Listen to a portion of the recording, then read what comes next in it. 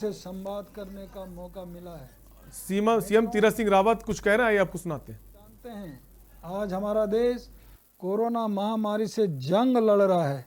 इससे हमारा राज्य भी अछूता नहीं है। आप सभी जिस तरह से इस महामारी का डटकर मुकाबला कर रहे हैं, वह अवश्य ही कोविड की जंग जीतने में हमारी मदद करेगा।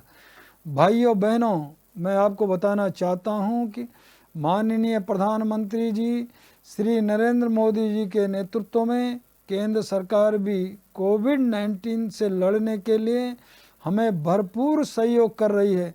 माननीय गृह मंत्री श्री अमित शाह जी, माननीय स्वास्थ्य मंत्री श्री हर्षवर्धन जी से भी लगातार बात हो रही है। सभी कोरोना के खिलाफ इस मुहिम में हमारा 100% सहयोग कर रहे हैं।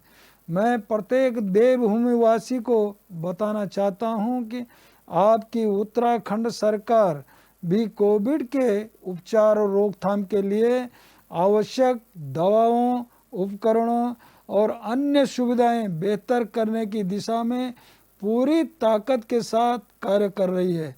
अधिकारियों को भी मैंने सख्त निर्देश दिए हैं कि राज्य में कोरोना संक्रमितों की मदद सुनिश्चित करने के लिए हर संभव कार्य किए जाएं। प्रदेश भर में नियमित रूप से सैनिटाइजेशन और साफ सफाई का ध्यान दिया जा रहा है। कोरोना संक्रमितों के उपचार के लिए एम्बुलेंस, ऑक्सीजन और दवाई जैसी मूलभूत आवश्यकताओं को समय से पूरा किया जा रहा है। इसी क्रम में मैंने गत 29 अप्रैल को 108 सेवा में 132 अतिरिक्त एम्बुलेंस वाहनों को प्रदेश के सभी 13 जनपदों में भेजा है। इनमें 36 एडवांस लाइफ सपोर्ट और 96 बेसिक लाइफ सपोर्ट एम्बुलेंस हैं। कोरोना संक्रमण के लक्षण महसूस होने पर किसी भी प्रकार की लापरवाही न बरतें। तत्काल जांच केंद्र पर जाकर जांच कराएं। इसे छिपाएं नहीं, क्योंकि आपकी जरा सी सावधानी की वजह से अन्य कोई व्यक्ति संक्रमण से बच सकता है। यदि आप कोरोना से संक्रमित हैं तो घबराएं नहीं। समझदारी और संयम के साथ चिकित्सक द्वारा बताई गई दवाओं और गाइडलाइन का पालन करें। मेरा आपसे अनुरोध है कि इस कोरोना महामारी से संबंधित किसी भी प्रकार की अफवाहों पर आप बिल्कुल भी ध्यान न दें और अपने घर वालों, रिश्तेदारों और अन्य सभी परिचित व्यक्तियों को किसी भी तरह की अफवाहों से दूर रहने का अनुरोध करें। कोरोना संबंधित किसी भी जानकारी के लिए हमारी सरकार ने टोल फ्री नंबर और व्हाट्सएप नंबर उपलब्ध कराए हैं। आप सीधे उन नंबरों पर संपर्क कर चिकित्सकों से परामर्श ले सकते हैं। सरकारी और निजी अस्पतालों को कोरोना उपचार के लिए उपकरणों, अन्य जरूरी दवाइयों और ऑक्सीजन की उपलब्धता भी सुनिश्चित की जा रही है। मैंने गत 27 अप्रैल को अहमदाबाद से 7,500 रेमडेसिविर इंजेक्शन मंगवाए थे और अभी हाल ही में 2 दिन पहले पुनः एक 2,000 इंजेक्शन की खेप प्रदेश को मिल चुकी है। मित्रों, आप सभी मेरा परिवार हैं और अपने परिवार की चिंता करना मेरा फर्ज है। मैं आपकी सेवा के लिए सदैव प्रयासरत और तत्पर रहूँगा। प्रदेश सरकार के सभी मंत्री और अधिकारी भी कोरोना के खिलाफ इस लड़ाई में अग्रणी भूमिका निभा रहे हैं। मैंने सरकार के सभी मंत्रियों को कोविड की रोकथाम के प्रबंधन और अनुसरण के लिए जिलेवार जिम्मेदारी सौंपी है।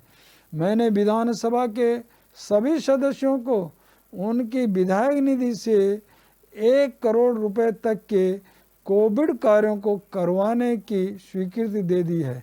मेरी सभी विधायकों से अपेक्षा की है कि वे तत्काल अपने अपने क्षेत्रों में कोविड की रोकथाम के लिए हर संभव प्रयास करेंगे और विशेषकर सुदूरवर्ती इलाकों में रह रहे लोगों को पूर्ण सहयोग देंगे। अधिकारियों से भी मैं कहना चाहता हूं कि वे जनप्रतिनिधियों के साथ बेहतर समन्वय बनाएं और जन भागीदारी सुनिश्चित करते हुए कोरोना के खिलाफ इस लड़ाई को और मजबूत करें। राज्य में नर सेवा नारायण सेवा के मंत्र को साकार कर रहे सभी कोरोना योद्धाओं का भी मैं हार्दिक आभार व्यक्त करता हूं। साथ ही मैं प्रदेशवासियों से भी आग्रह करता हूं कि इस विपत्ति काल में हमारी सुरक्षा के लिए प्रतिबद्ध सुरक्षा कर्मियों, चिकित्सा कर्मियों, सफाई कर्मियों और पुलिस बल का सम्मान करें। स्वयं भी लोगों की यथासंभव मदद करने का संकल्प लें। मैं लगातार शासन के उच्च अधिकारियों से भी बात कर रहा हूं।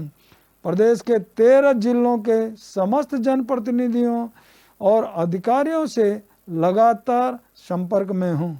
स्वयं जाकर कोविड अस्पतालों का दौरा कर रहा हूं और जमीनी स्थिति का जायजा ले रहा हूं। मैं प्राइवेट अस्पतालों के डॉक्टरों, मालिकों, स्वयंसेवी संस्थाओं से भी लगातार बात कर रहा हूं, लगातार बैठकें ले रहा हूं और उनके द्वारा इस महामारी के रोकथाम के लिए जो भी सुझाव मेरे संज्ञान में लाए जा रहे हैं उन पर तुरंत एक्शन ले रहा हूं। मेरा और मेरी सरकार का एकमात्र लक्ष्य देवभूमि उत्तराखंड को कोरोना महामारी के प्रकोप से बचाना है। प्रत्येक नागरिक की सुरक्षा और उत्तम स्वास्थ्य ही हमारा परम धर्म है और इसे पूर्ण करने के लिए हम सभी संकल्पित हैं। माननीय प्रधानमंत्री श्री नरेंद्र मोदी जी के नेतृत्व में प्रदेश में 45 वर्ष से अधिक उम्र वाले नागरिकों को कोरोना की वैक्सीन निःशुल्क उपलब्ध कराई जा रही है। मेरा आपसे निवेदन है कि कोरोना संक्रमण से बचने के लिए आप सब वैक्सीन अवश्य लगाएं।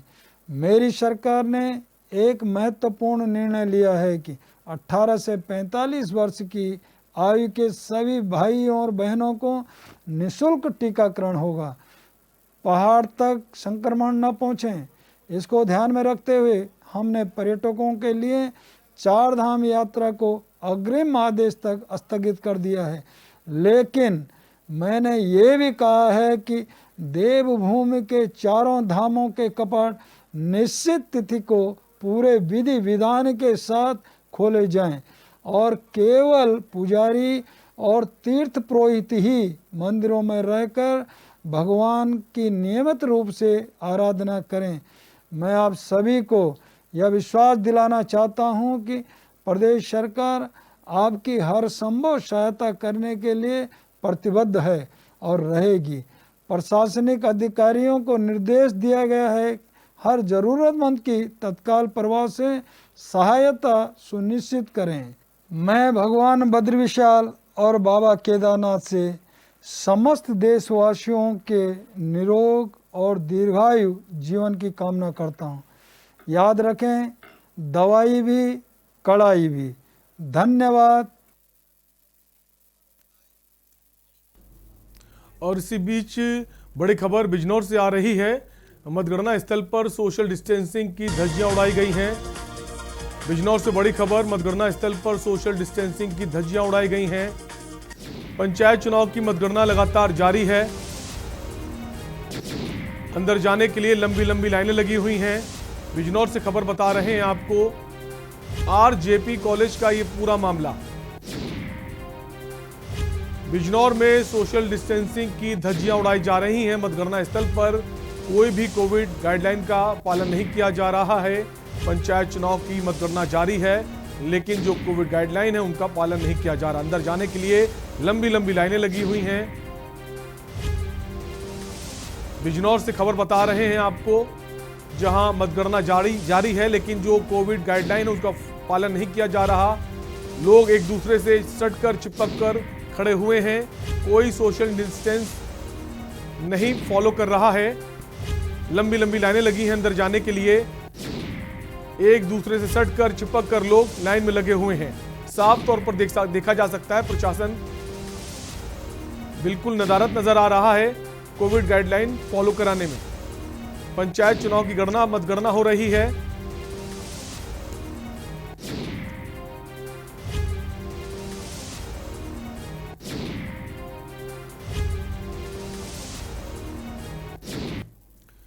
और इसी बीच एक बड़ी खबर उन्नाव